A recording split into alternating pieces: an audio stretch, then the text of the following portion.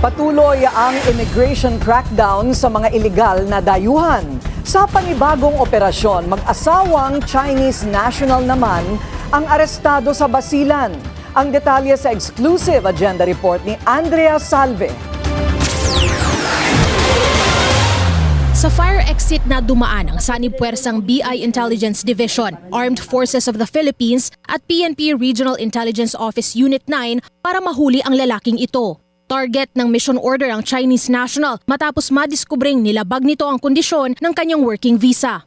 Base sa records ng BI, sa Pasay City dapat ito nagtatrabaho, pero sa 4 na palapag na gusaling ito sa Isabela City, Basilan na ito natunton. Dito umano nito pinatatakbo ang kanyang department store. Arestado rin ang asawa nitong Chinese na siya rin daw katuwang nito sa negosyo.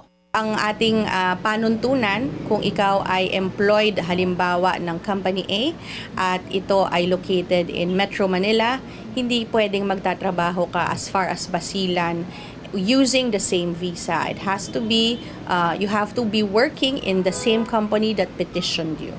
Ayon sa BI, maaari namang magnegosyo ang mga dayuhan sa bansa, pero may wastong proseso para rito. Kailangan din daw ng mahigpit na vetting process sa pagbibigay, hindi lang ng permit, kundi ng Philippine documents sa mga ganitong transaksyon. Lalong-lalo na siguro doon sa local government units kung saan bago po mag-issue ng mga permits para sa mga businesses doon, there might be vetting doon sa mga individual na nag-a-apply sa kanila. Nahaharap na sa deportation case ang mga nahuling dayuhan. Para sa agenda, Andrea Salve, Billionaire News Channel.